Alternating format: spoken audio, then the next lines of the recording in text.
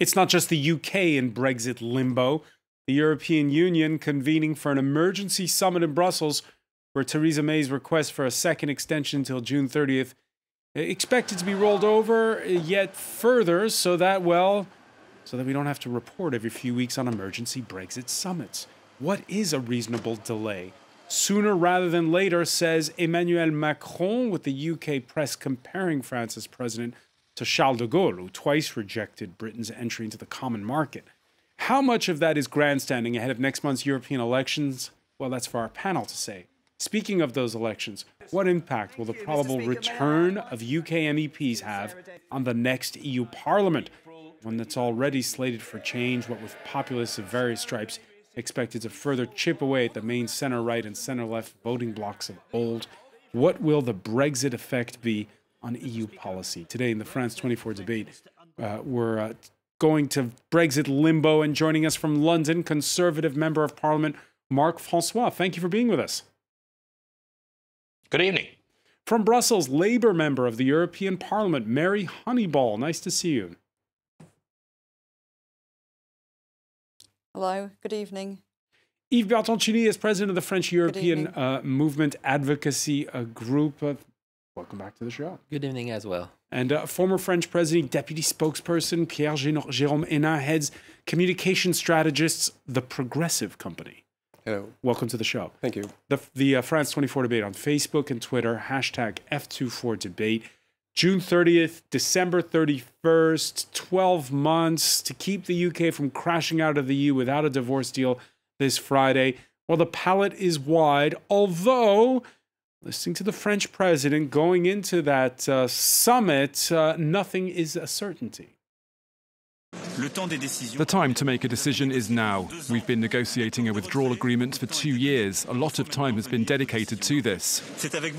Now a decision is needed. I'm eager to listen to Theresa May, but for me nothing is certain. Nothing. And in particular, when I hear these rumours, no long extension is certain. Today we need to understand why this extension has been requested, what political plan justifies it, and what the clear proposals are. Yves Bertoncini, let's cut to the chase here. It's a bit of grandstanding, right? There's going to be a longer extension than June 30th, the June 30th that Theresa May is requesting. Well, at least a longer one than the first we have granted, which was till this weekend. So yes, there will be an extension.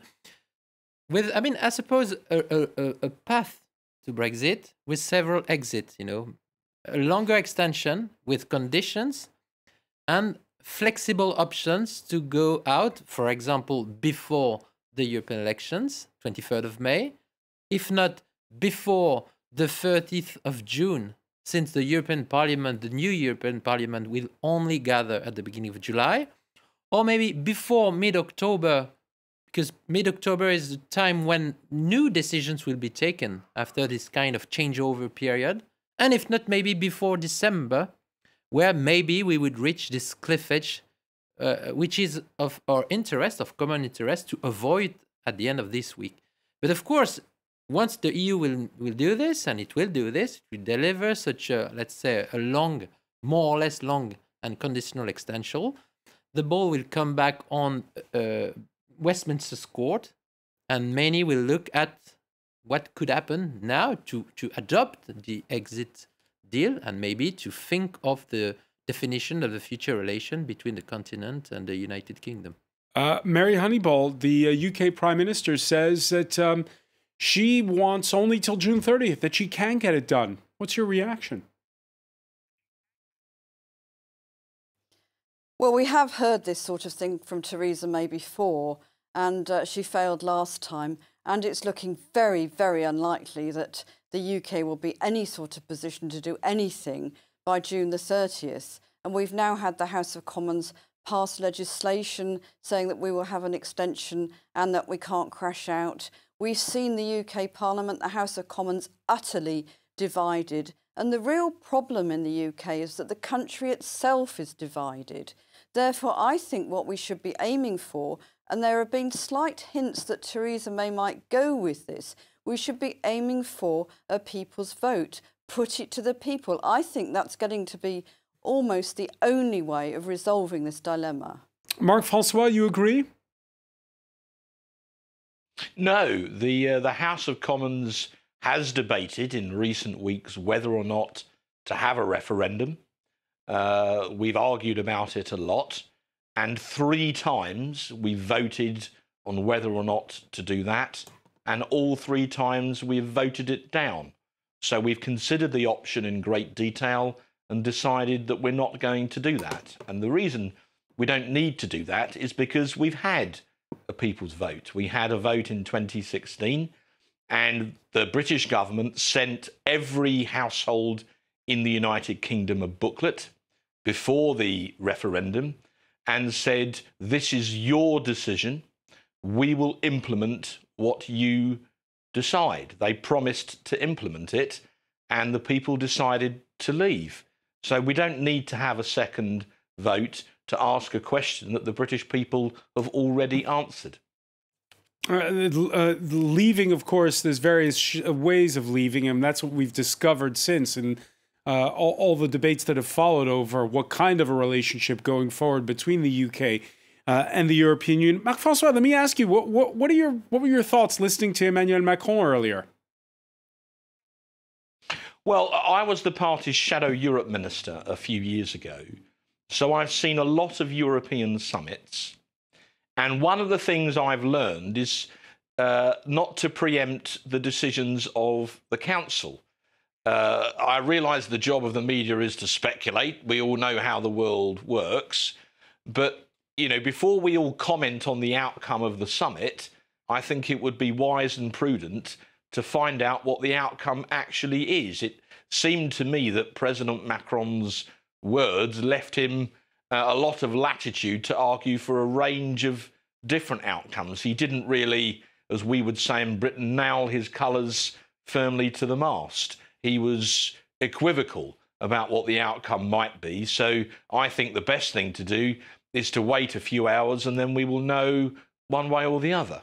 All right, the UK press at the start of the week wondering about Macron's de Gaulle moment. That's how the Financial Times put it, quoting a senior French official as responding when asked if Paris could go against the grain inside of the EU, saying, quote, "We're a little bit British in this. We're not afraid to be alone." Let me ask you, Pierre-Jérôme Hénin, because we saw Theresa May ahead of this summit travel first to Berlin, then to Paris. A bit of a good cop, bad cop act, or is the French president genuinely worried?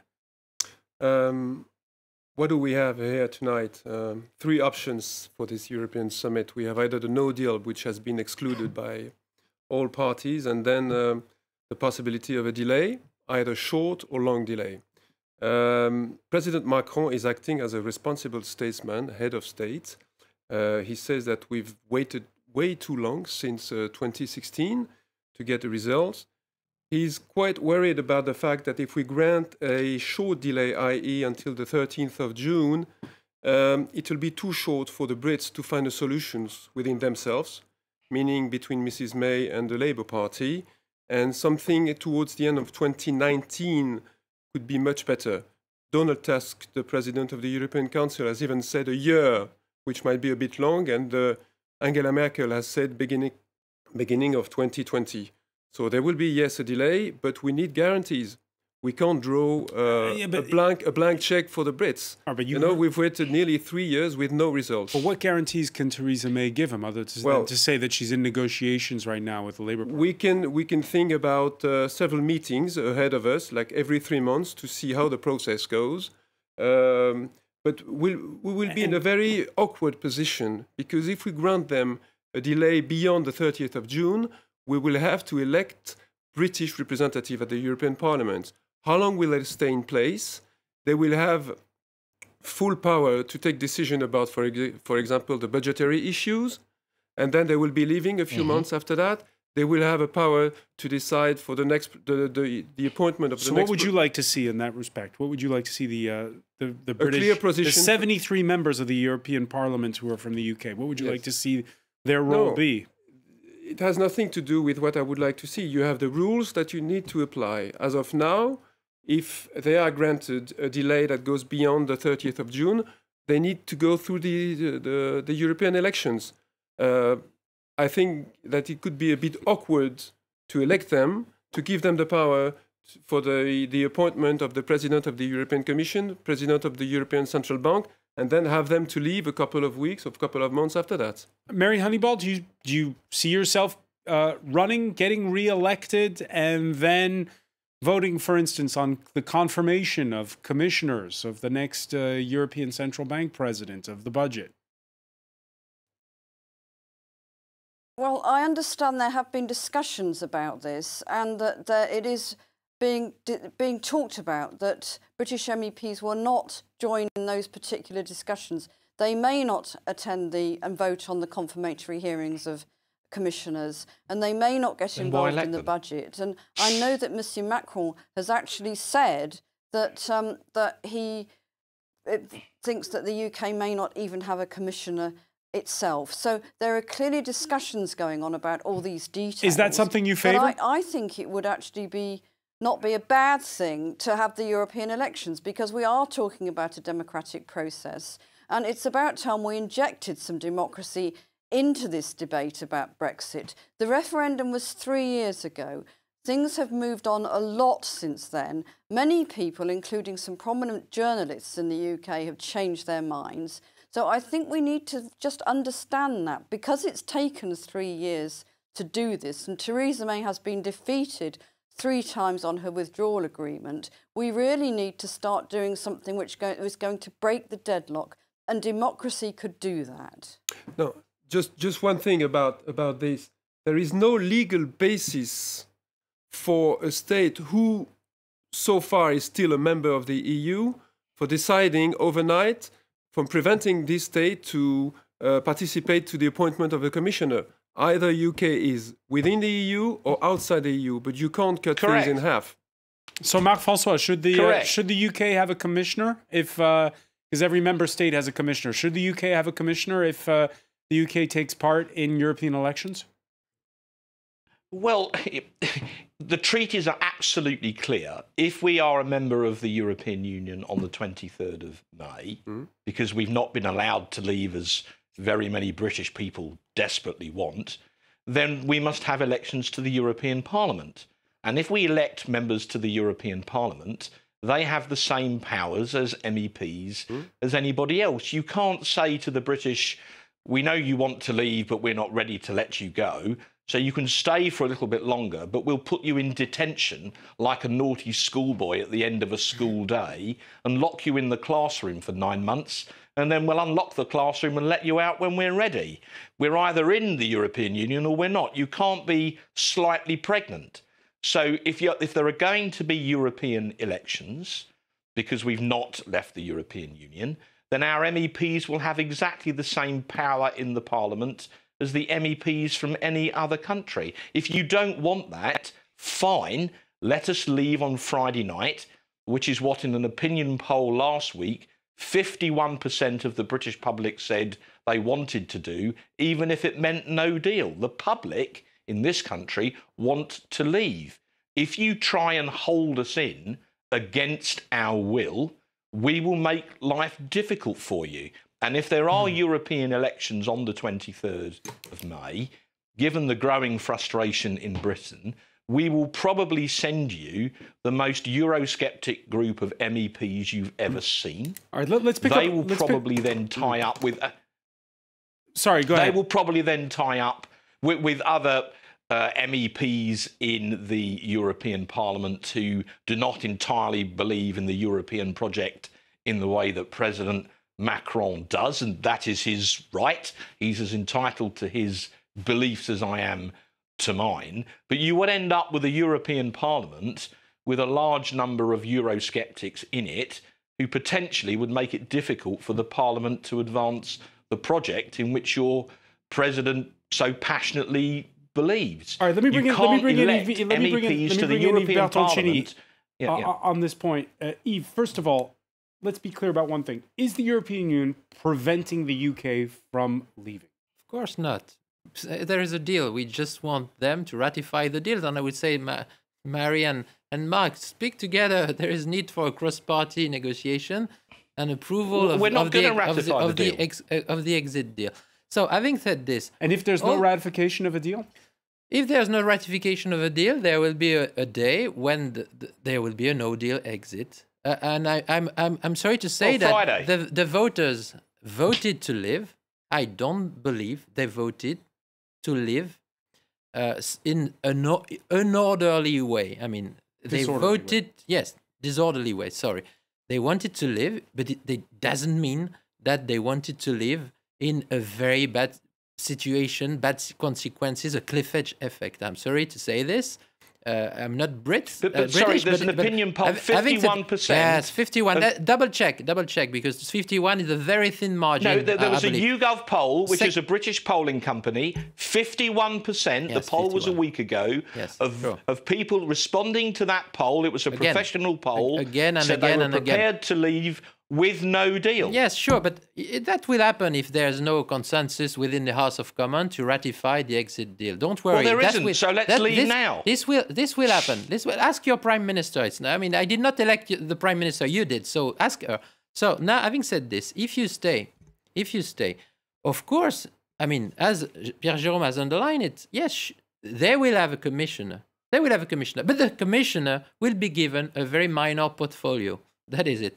First. Second, and the commissioner, a UK commissioner, won't have a veto power in the commission since the College of Commissioners vote on a simple majority basis when it votes. First. Second, at the European Parliament, there will be, as of today, yes, 10% of British MEP. We did not look at the same polls, by the way, because I've seen that there will be a lot of Labour MEPs, for example. Let's pick up on that point. Let's pick up on that point because we're gonna talk about the makeup of the next European Parliament. We have to take a very quick break, unfortunately. Yes. Stay with us. You're watching the France 24 debate. Welcome back, or welcome if you're just joining us. It's the France 24 debate. Brexit limbo observed from both sides of the English Channel as another emergency EU summit decides by how much to extend a deadline for leaving the European Union. We're talking about it with Conservative member of the UK Parliament, Marc Francois, who is with us from London. Welcome back as well to Mary Honeyball, Labour member of the European Parliament, Yves Bertoncini, president of the French European Movement, the advocacy group, and Pierre-Jérôme now heads communication strategists, the Progressive Company. Just before the break, we were looking at the prospect of European elections that would include those 73 members of the European Parliament from the UK. Tuesday, Labour announced it will be putting together a list of candidates by April the 17th. The Conservatives 1 week later. A reminder that in the last European elections in 2014, it was Nigel Farage's UKIP that finished tops with more than 4 million votes and 24 seats. How would the 70-strong delegation fare this time around? Well, a poll by Hanbury Strategy for Open Europe puts Labour 11 points up on its score from last time. And anti-Brexit parties, well, they would do well, but they've split in two. Nigel Farage's Brexit parties, the one you see in third place, right behind the Tories, the Conservatives, who would slump badly, according to that poll. What would it look like, Mary Honeyball, the return of UK members of the European Parliament? Well, of course, I'd be absolutely delighted if that happened and we have more Labour members than any other party for the UK in the European Parliament. I'm not sure ultimately how much difference that would make. The European Parliament itself, of course, would have to vote on any final deal. It will come to us for a vote. But as of yet, it's very difficult to predict how that would go. But of course, there is the Brexit steering group and there are representatives from all the political groups on that. So the Parliament has a role. But as we know with the EU, there are various interests which need to be concerned. And I think that would obviously be the case in a new Parliament. Before I go, though, I would like to take issue with what Marc Francois was saying, and particularly saying that it's the EU which is trying to force the UK out. That is absolutely not true. It's the British government that has been negotiating this with the EU, and it's the withdrawal agreement which was agreed by Mrs May that has not got through the House of Commons. We need to remember how this is happening, and it's not the EU forcing Britain out. Let me ask Pierre Giraud before I turn back to Marc-François. The makeup of the next European Parliament will, of course, be affected either way. Now, I want to ask you, because you heard Marc-François say that you could see, and we have to take that poll that we just showed with a pinch of salt. It is just one opinion poll. And there could be a strong anti-EU backlash if European elections are held in the UK. On Monday, we saw Italy's deputy prime minister, Matteo Salvini. He announced a grouping of like-minded Eurosceptic leaders from Denmark, Finland, Germany's AfD. What will the next European Parliament look like? Well, it's quite difficult for me to tell you precisely what it will look like. What we know, what we could say, that without the British MEPs, member of European Parliament, the right wing, to make a long story short, was ahead in the polls, diminishing compared to the last elections. Now, with the British MEPs entering the Parliament, the 73, with a number of Labour MEPs, the Socialists might win this election. So there would be a new balance in the European Parliament, and several polls show that. Second thing, yes, there could be a populist wave, if we could name it this way. And this is why I think that President Macron's attitude is quite firm, and quite firm with the Brits. We've heard him again at the beginning of this show. He has to stand firm. We can't once again draw a blank check to the Brits to say, let's meet in 9 months and see how it goes. We need to see them on a regular basis. We need guarantees. And Mr. François, I was just quite interested into listening what you said just a few seconds ago. We will make life difficult. I think it's quite awkward to prepare ourselves for the election of British MEPs, knowing that there will be troublemakers in the European Parliament. Marc-François, how would UK MEPs make life difficult? Well, under the Lisbon Treaty, the Parliament has more power relative to the other institutions of the European Union. But I want to come back to the point that was made. Look, we're a nation of 65 million people. You're not going to treat us like a naughty child and, you know, have us in every few months for a bit of a telling off if you think that we've been playing up a bit in the school classroom. I'm sorry, that's unacceptable. Okay, as I said in a poll, we want to leave. This has gone on too long. But with this call, for instance, we heard from Jacob Rees-Mogg in a tweet last week.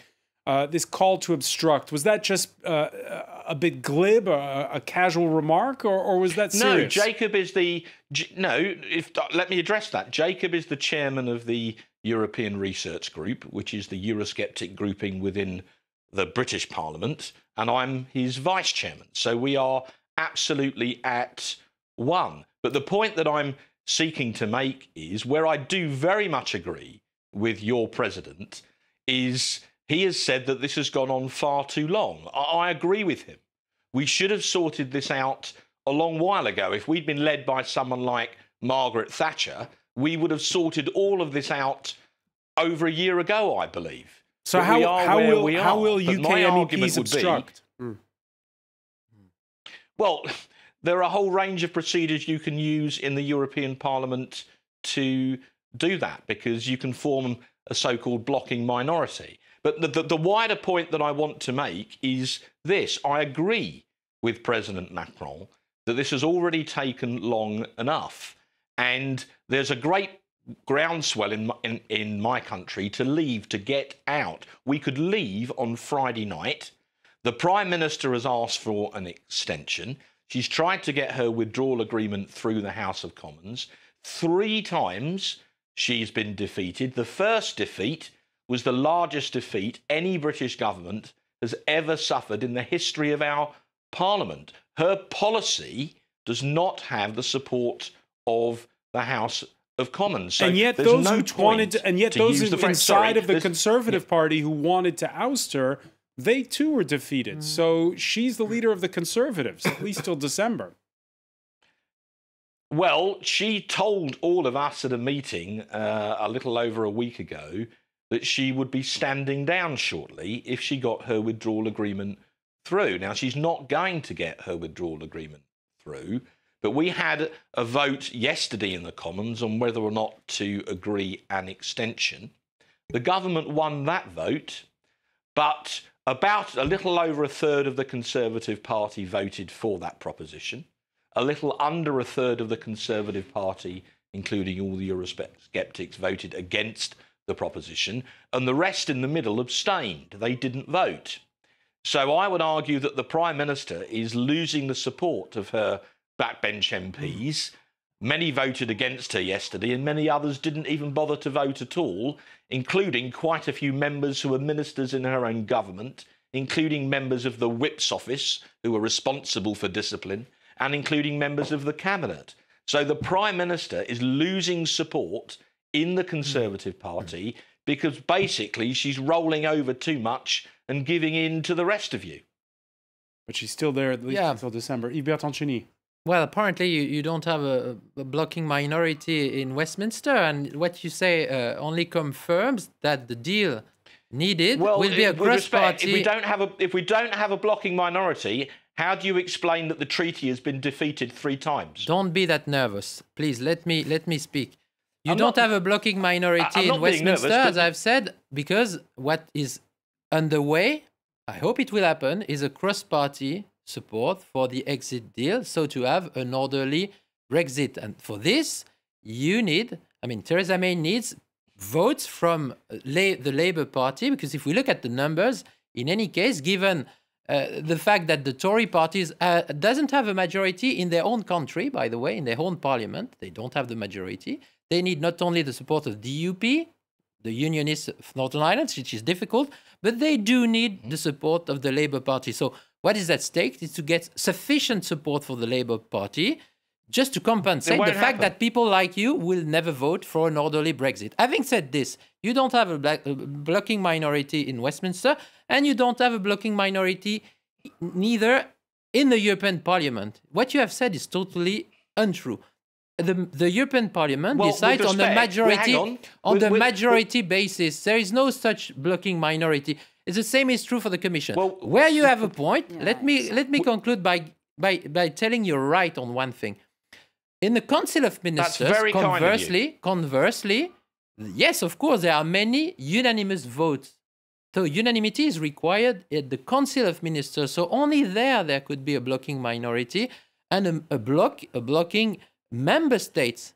And it could be the United Kingdom. Not to appoint the new president of the Commission, by the way. Neither to appoint the new president of the European Council. Because last time Cameron decided to block Juncker, and he was defeated because it's based on the qualified majority voting. But where the problem would come would be in September, October, when the European Union will go on drafting legislation, proposing, as Pierre Géron has said, financial regulation. And that could be a challenge for us at this stage, but only at this stage. But we do hope that there will be an orderly Brexit before this. Marc-François. Well, can I reply to that? Thank you. Because with respect, sir, I wouldn't tell you about what happens in the French Assembly Nationale, because I'm not a French MP, but I am a British MP. And with respect, I do serve in the House of Commons, and you don't. And you say there's no blocking minority, but 3 times the Prime Minister's withdrawal agreement has been voted down. So effectively there isn't there? And it will never get through the House of Commons. So now she's turned to the Labour Party. She is negotiating with a Marxist, Jeremy Corbyn, to try, and he wants a customs union. The customs union means you don't leave the European Union because you have no independent trade policy, because you cannot sign you can't sign trade deals with America or Brazil or China. So you have to levy the common external tariff. So you haven't left the European Union. You're still in. And I don't believe the Conservative Party will ever vote for that arrangement. So that isn't going to work either. Let me bring in Mary Honeyball on this. We could leave the European Union at 11 p.m. on Friday. Why don't we just do that? Mary Honeyball, is the possibility of a cross-party... I have been asked to speak, and I think you really need to stop hogging this debate. I find it absolutely fascinating that Marc Francois tells us on live television just how appalling the Conservative Party is and what a state it's in. Yes, the cross-party discussions are taking place, and I think that's actually progress for Britain because, as you all know very well, Britain's system is just about the most adversarial, certainly in Europe and probably in the world. And it's a good thing that we are now looking at crossing party divides and debating what's going on. It's also quite clear that Parliament does not want Mrs May's deal, obviously that is the case.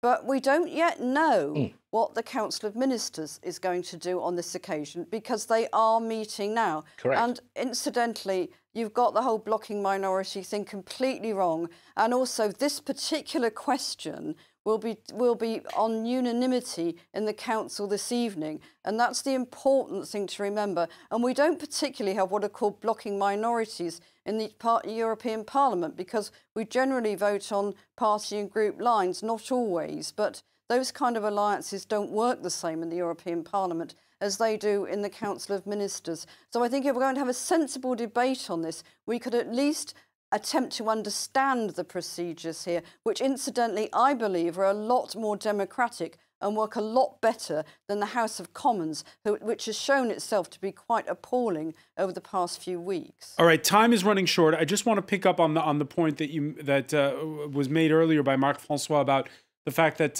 he doesn't believe that those cross-party talks can work. Labour and Conservative leaders meet again on Thursday to try to talk about a compromise. They met for 4 hours on Tuesday. Talks that have both sides playing down expectations. The government doesn't seem to be moving off the original red lines. I've put the case forward for a customs union with the European Union, for market access, and particularly for protection of rights for consumers, environment, and those at work. It's not part of our tradition for the two main parties to come together. That's more how perhaps other countries operate. It tends to not be the British political system to operate in this way. On the other hand, we had 4 hours of talks yesterday. I think both parties recognised that they were being taken seriously, that these were constructive discussions. We have further talks planned for tomorrow. And it's in both sides' interest to come to a deal because both sides had a manifesto commitment to respect the result.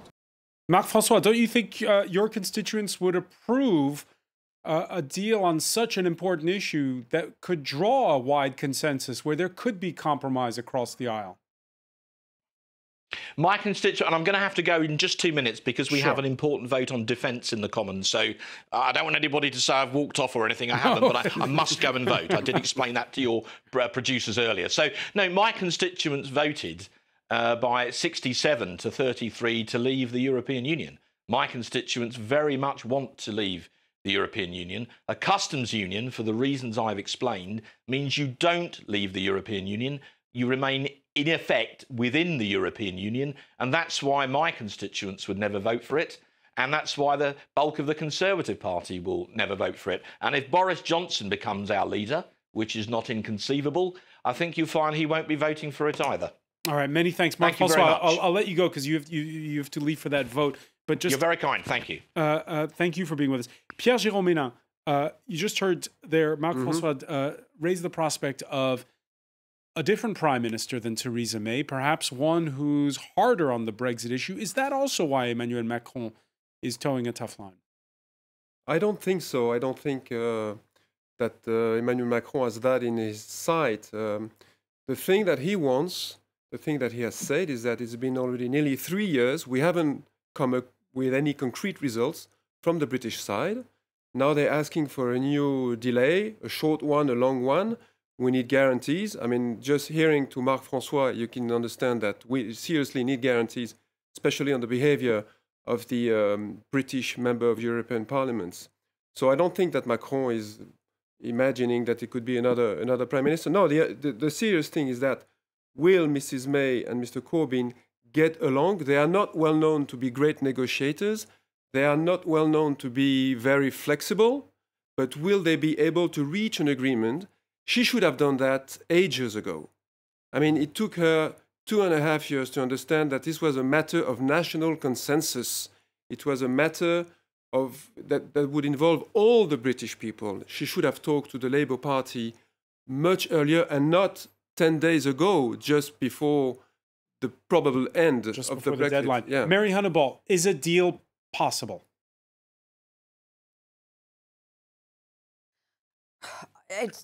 I think all bets are off.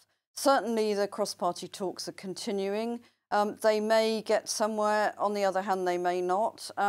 As your last speaker pointed out, the British system is not noted for politicians reaching compromise, so I think that could be a tough one. If we have an extension, whether it's to the end of this year or whether it's for a further 12 months from now, that will provide some time, which I think really is what is needed now. But we have to remember that not only is the House of Commons divided, the country itself is very divided. And despite what you have heard from Marc-Francois, the majority in the referendum in 2016 was very small. It was a couple of percentage points. So we have to take account of the fact that there are a whole range of views on Brexit, ranging from Remain to Leave to various compromises in the middle. And that's going to be a very tough one to sort out. And that's why I think the only way that this can be done in any realistic fashion which will mean anything is to have a vote, a public vote, put it back to the people. It's the politicians can't do it. It's now time for the people to decide. And just a final word, Mary Honeyball, have you cleared your schedule to run for re-election as a member of the European Parliament? I minded not to, I have to say. I've been here not for anything to do with Brexit. I've been here for very, very many years, and I think maybe now my own personal time has come, and you know, I don't think I will be running again. Well, either way, we want to thank you, and we wish you all the best. We'll, of course, be checking in with you whether or not you return to Brussels. Many thanks for joining us. Mary Honeyball, Labour member of the European Parliament. I want to thank as well Yves Bertoncini. Thank you. Pierre-Jérôme Hénin. Thank you. Marc-Francois was with us earlier. Time now for Media Watch.